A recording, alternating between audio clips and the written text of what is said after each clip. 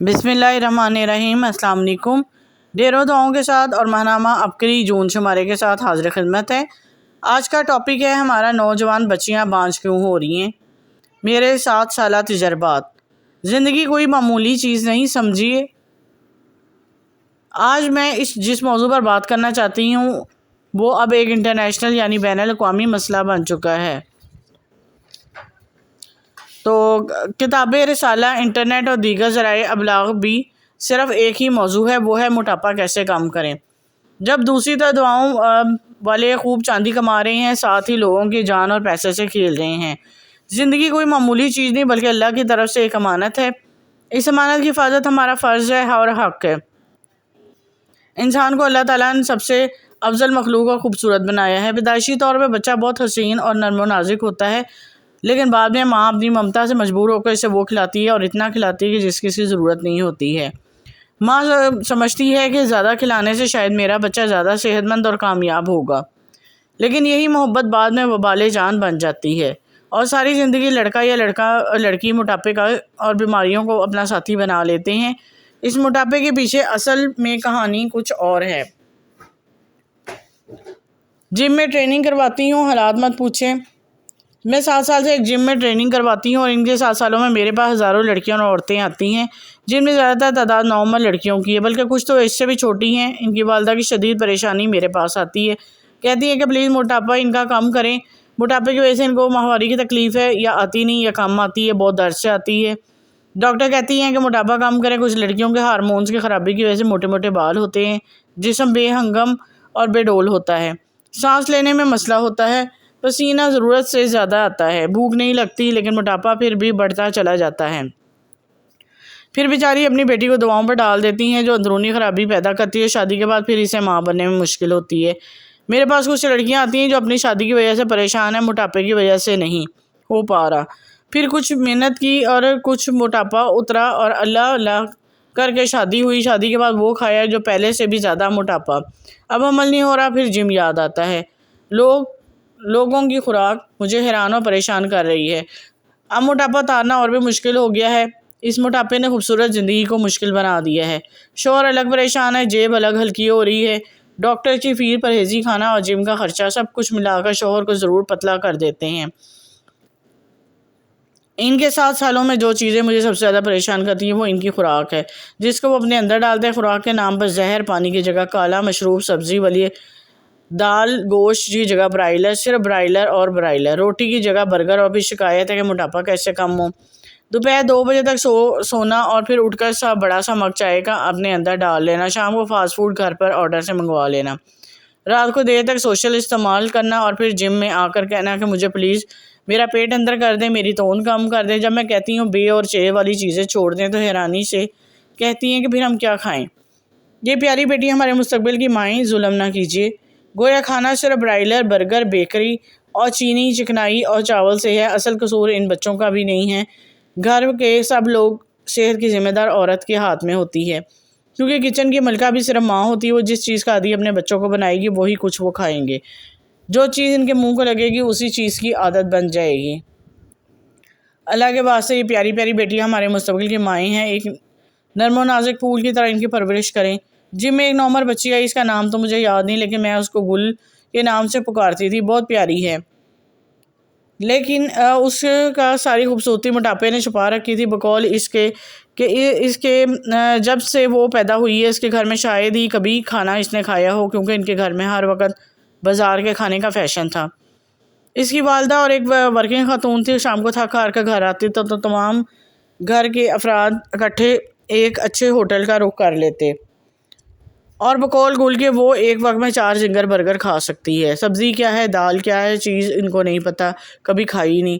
सुबह के वक्त भी घर के नाश्ते का कोई तसव्वुर नहीं।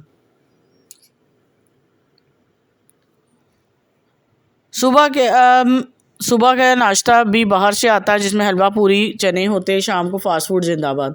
अब इसका वज़न 140 किलो से ज़्यादा है। 15 साल की उम्र में बच्ची शदीद डिप्रेशन की मरीज़ हो चुकी है।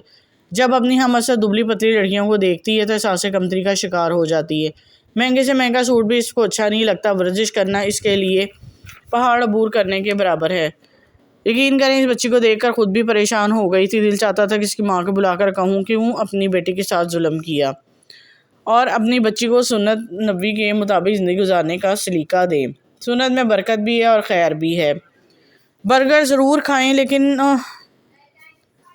बच्चों को हाथ धोना खाने की दुआ सिखाएं। खाना की दुआ पढ़े और हाथ धोकर खाना सुन्नत के मुताबिक नीचे बैठकर खाए और मोटापे वाली तमाम अशिया से दूर है। जब से रोटी और दुपट्टा बारीक से बारीक होते गए, हया और सेहत दोनों ख़त्म हो गई है और घर में शैतान का बसेरा हो गया। अगर बच्चे माओं के पीछे दुआ पढ़े तो जब बाहर जाएं, स्कूल जाएं, ऑफिस जाएं तो बाहर जाने की दुआ, मोटापा कम करने की दुआओं के बजाय ग़िज़ा और वॉक से काम लें। योगा करें और अच्छी ग़िज़ा इस्तेमाल करें। आगे बकिया नंबर है इसका यही है कि अपने बच्चों को सलाद खाने का आदी बनाए। रूहानी तौर पे 101 बार औज़ुबिल्लाह पढ़े, फिर 7 बार जो है अल्लाह का नाम या मानियों पढ़े और हाथों की तेली पर फूंक मारकर जिस जगह मोटापा कम करना हो वहाँ मसल लें। अगर पूरे जिस्म पर मोटापा करना हो तो पूरे जिस्म पर हाथ फेर लें। खाने के बाद 3 बार सूरह कुरैश लाजमी पढ़ें और मोटापा कम करने की नीयत से पढ़ें और नफल हाजत पढ़ें। अल्लाह से दुआ करें कि अल्लाह मोटापे के हिसाब से निजात दिला दे हमारी नस्लों को। और रात को 10 मिनट का मुराकबा ज़रूर करें और आपके सोचें कि अल्लाह का नाम आपके दिल पर बरस रहा है, आपका दिल भरा है, साथ ही आपका मोटापा ख़त्म हो रहा है। ये करने से आप खुद बहुत कम खाने की जानिब राग़िब होंगे और मोटापा आहिस्ता आहिस्ता ख़त्म होने लग जाएगा। जी, ये मोटापे से निजात के जो रूहानी थे वो भी बताई गई चीज़ें और कुछ खाने पीने की में एतदाल और तरीका सलीका बताया गया कि किस तरह आप उसको कम कर सकते हैं। तो ही हम नौजवान बच्चियों को और बच्चों को इस चीज़ों से दूर रख सकते हैं। उम्मीद करती है ये टॉपिक आपके लिए फ़ायदेमंद साबित होगा। औरों के लिए भी ज़्यादा से ज़्यादा सदका जारिया के तौर पर इसको शेयर कर दिया करें। ये आपकी तरफ से मेरी हौसला अफजाई होती है जिसकी मुझे अशद ज़रूरत है। और आगे चलते हैं अगले टॉपिक की तरफ।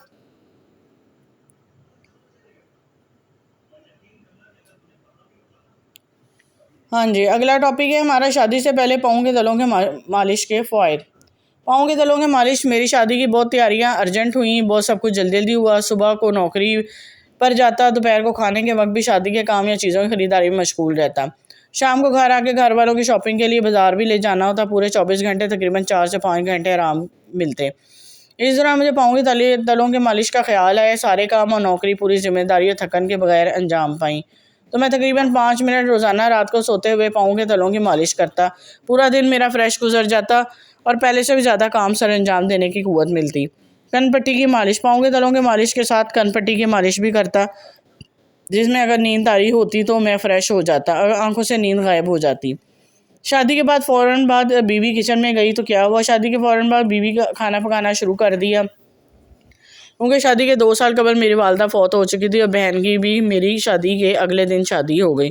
खाना पकाने के दौरान स्टीम की वजह से हाथ की एक उंगली काली पड़ गई और काफ़ी जलन महसूस हो रही थी। तो अपनी दवाखाने के प्रोडक्ट आगशफा के बारे में मैगज़ीन में पढ़ चुका था।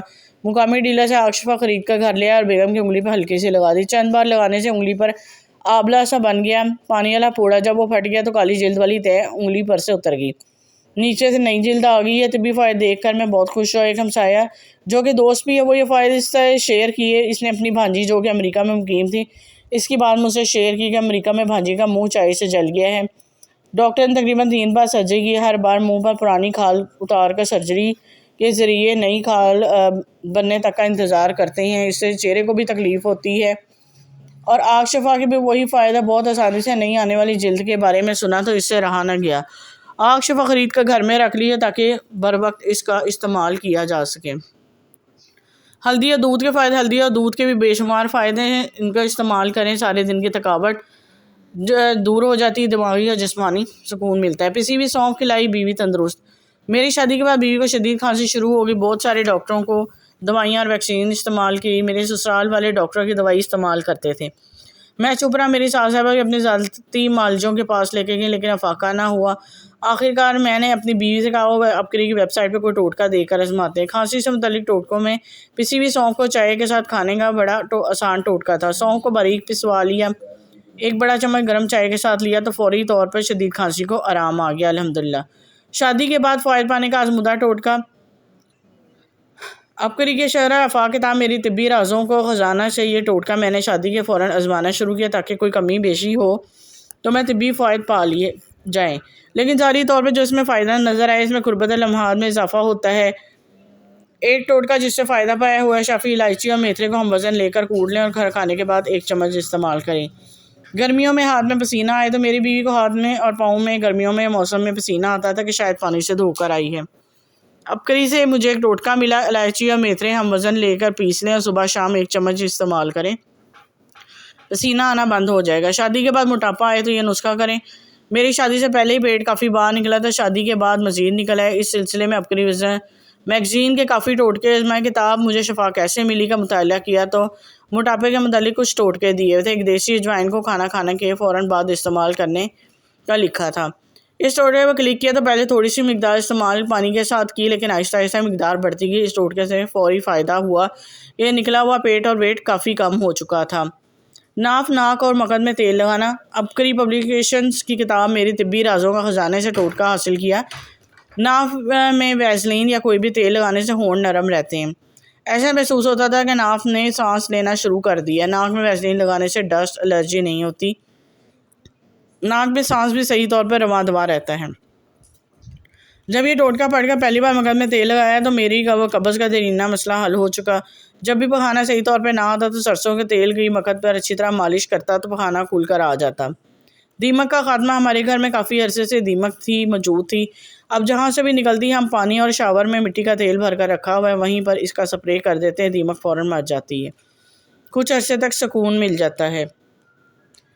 तालों में रवानी। मुझे किताब मुझे शफ़ा कैसे मिली, एक टोटका आजमाया और फ़ौरी नतीजा पाया।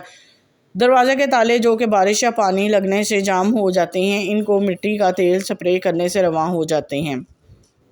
जी, ये कुछ टोटके भी थे, बहुत फ़ायदेमंद टोटके थे। आप लोग भी ज़रूर आजमाइए, जिसको जहाँ कहीं ज़रूरत महसूस हो वो ये टोटके ज़रूर आजमाए और अबकरी मैगज़ीन के साथ जुड़े रहें। आपके बहुत सारे मसले मसाइल हल होते जाएंगे इंशाल्लाह। और उम्मीद करती हूँ कि आपको आज के टॉपिक पसंद आए होंगे और इस्तिफ़ादा भी खूब हासिल करेंगे आप लोग। लाइक और शेयर लाजमी कर दिया करें। तो दुआओं में याद रखें। अब तक के लिए इजाज़त दें। चैनल को सब्सक्राइब करना मत भूलें।